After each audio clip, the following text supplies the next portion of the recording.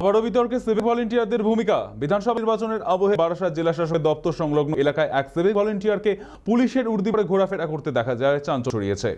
অভিযুক্তের নাম মহিনুর আলী বলে জানা গিয়েছে।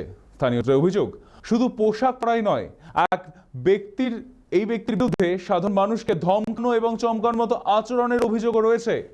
ফলে সাধারণ মানুষের মধ্যে ক্ষোভ বাড়ছে। নির্বাচনের মতো গুরুত্বপূর্ণ সময় এমন ঘটনা প্রশাসনকে প্রশ্নের মুখে ফেলে দিচ্ছে।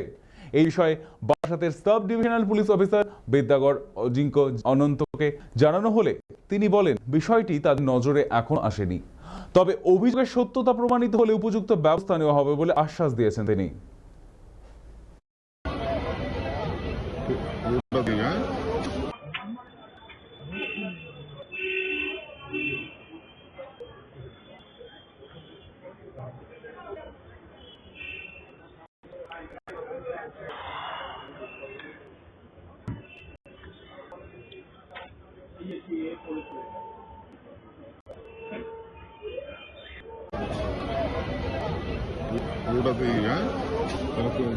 কোথায় কোথায় সিভিক কখনই থাকতে পারে না। কোথায় আপনি দেখেছেন ওটা আমি দেখছি, আমি আমার নজরে তো কেউ বলেনি এরকম, আমাকে তো কেউ বলেনি। কোথায় আপনি দেখেছেন? বারাসাতে ওইটা। যদি এরকম কিছু হবে তো আমরা অ্যাকশন নেবো, কিন্তু এরকম তো আমাকে এখন খবর, আমার কাছে খবর নেই। কোথায় বলে দিন, পরে আমরা দেখবো।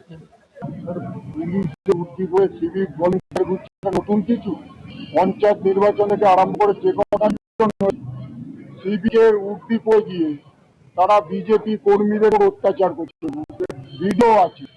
সিভিকের উর্দি পরে যারা সিভিক ভলেন্টিয়ার, ওই পুলিশের উর্দি পরে, মানে সিভিক ভলেন্টিয়ার পুলিশের উর্দি পরে এরকম কত কাণ্ড ঘটিয়ে বেড়াচ্ছে, আপনাদের কোনো ধারণা নেই, কোনো ধারণা নেই। এক সিভিক ভলেন্টিয়ার তো এক মায়ের বোনের ইজ্জত নিয়ে চলে গেল। অর্থাৎ সিভিক ভলেন্টিয়াররাই এখন বকলমে তৃণমূলের যারা হচ্ছে তার বলুন, তৃণমূলের দালাল বলুন, তৃণমূলের গুন্ডা বলুন, আজকে মমতা ব্যানার্জি সেই গুন্ডাদের, অর্থাৎ পুলিশের একাংশ গুন্ডা হয়ে গেছে, তাদেরকে আপগ্রেড করে দিচ্ছে বেআইনিভাবে। এর প্রত্যেকটা বিষয়ের তদন্ত হবে, নিশ্চিত থাকুন, প্রত্যেকটা বিষয়ের তদন্ত হবে এবং তদন্তর পর উচিত সাজাও হবে, এটা আপনারা লিখে রাখুন।